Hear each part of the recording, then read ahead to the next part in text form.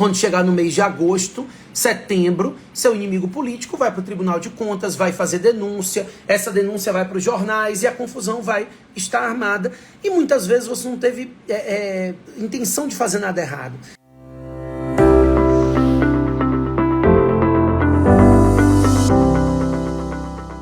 Olá pessoal, vamos chegando! E hoje a gente vai falar sobre responsabilização e como evitar a responsabilização na nova lei de licitações, né? A grande questão que a gente tem de responsabilizações se pauta no fato de que a nova lei de licitação, ela traz uma estrutura de publicidade muito mais ampla do que a lei anterior. Então o que acontece? Há muitos pontos que passariam despercebidos na lei anterior, pelos órgãos de controle, que não entrariam na amostragem do órgão de controle, na nova lei acabam sendo percebidos, né? Então, o que acontece? Por exemplo, um fracionamento do objeto de uma contratação.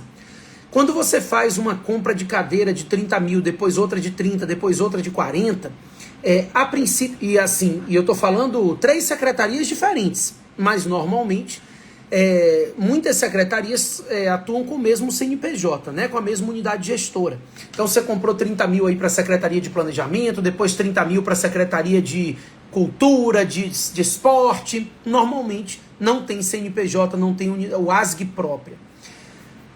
No âmbito da 8666, era improvável que isso caísse na amostragem do seu Tribunal de Contas. E apesar de não ser um fracionamento legítimo, era raro você ter um problema em virtude disso aí.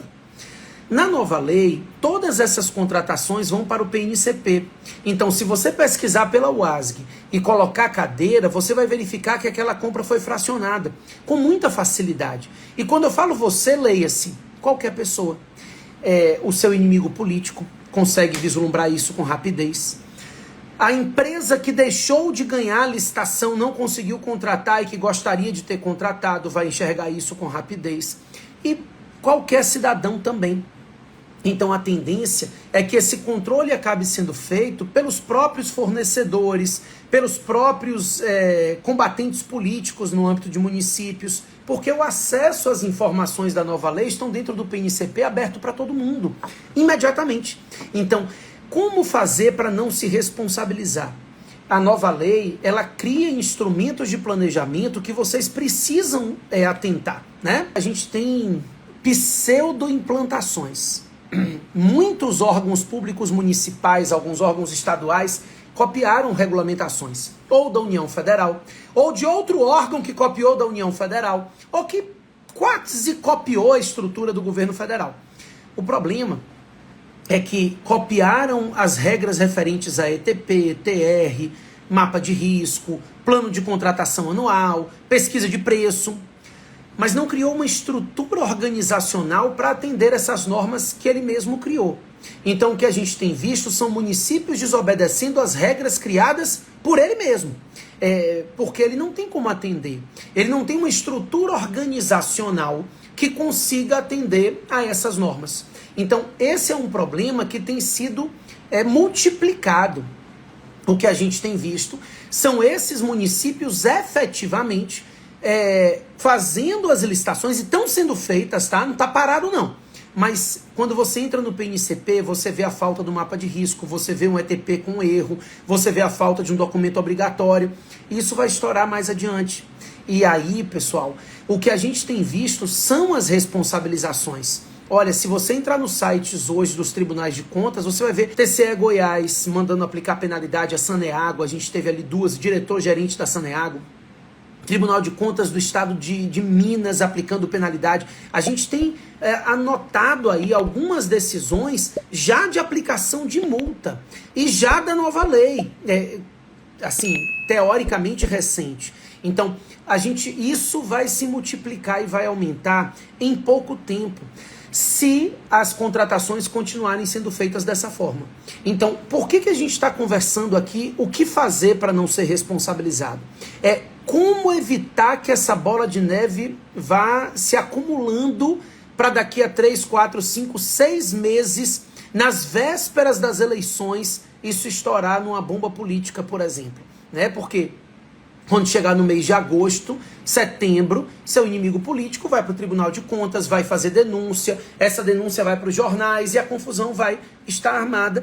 E muitas vezes você não teve intenção de fazer nada errado, né? Então, esse é um ano muito arriscado, né? Que é um ano político, é um ano muito arriscado de se ter problemas.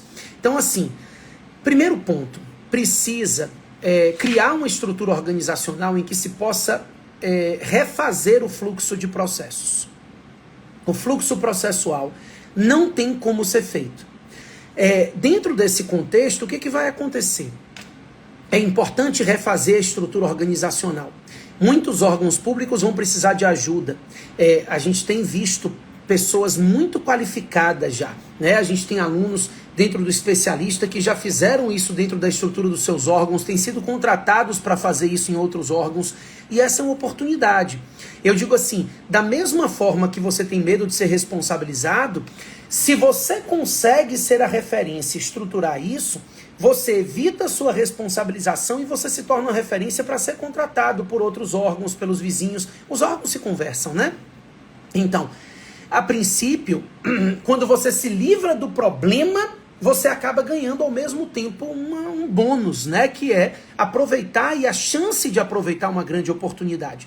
Então, dentro desse contexto, o que a gente tem que ver é isso. O primeiro passo é ser refeita essa estrutura organizacional, para que se tenha uma organização administrativa no órgão que seja possível, por meio dela, cumprir as normas estabelecidas. Então, uma estrutura organizacional onde eu defina quem vai elaborar os ETPs, quais são as estruturas do ETP, quem vai elaborar os mapas de risco, os documentos de análise de risco que são obrigatórios nos processos licitatórios, quem vai elaborar os termos de referência e montar essa estrutura, quem vai ficar responsável pela consolidação do plano de contratação anual e pelo conserto desse plano de contratação anual, né? O conserto e a alteração todas as vezes em que houver necessidade. Então, tudo isso precisa ser definido dentro da organização estrutural daquele ente. A gente está vendo os municípios regulamentando o ETP, mas não tem um ator para fazer ele. O município documenta, estrutura o mapa de risco, mas não tem uma estrutura dentro desse município para elaborar o mapa de risco. Então, não adianta eu achar que implantei a nova lei de licitação, porque eu copiei os regulamentos federais e tratei dos artefatos da lei de licitação, se eu não criar uma estrutura dentro do meu município para que o fluxo de processo ande. Então, o que a gente tem visto é um grande problema no fluxo processual. O processo está caminhando, tá? E isso talvez seja o pior. Os processos estão caminhando, só que o fluxo não tem cumprido as exigências legais e normativas que o próprio ente regulamentou. Então, esse é um ponto que pode estourar muito rapidamente. Como eu disse, a gente está no ano de eleição. Gente, eu queria mais uma vez agradecer a participação de todos aqui. A gente vai conversando mais, tá certo? Valeu, pessoal.